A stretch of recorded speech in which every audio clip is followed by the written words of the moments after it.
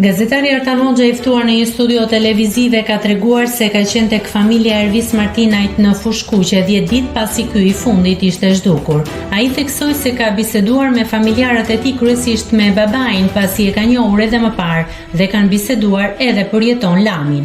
Mbaj mend që babi i Ervis Martinajt, Mustafa Martinaj, tha që ne dëshirojmë që ai të dalë shpejt.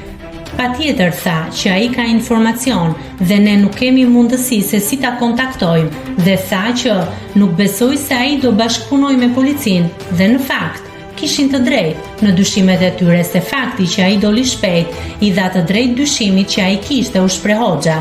Sipas gazetarit Hoxha, nga ai momente mbrapa, përfshirjen e jeton Lamit në këtë ngjarje e evidentoi Elvis Lame.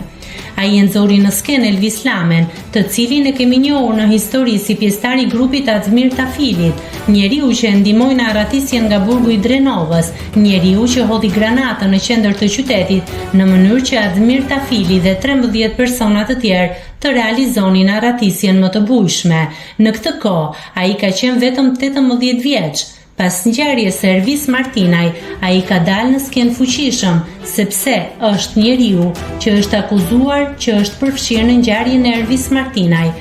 Duke patur njeriu në afër të Ervis Martinaj, policia s'kishte nga të merrte informacione për atë.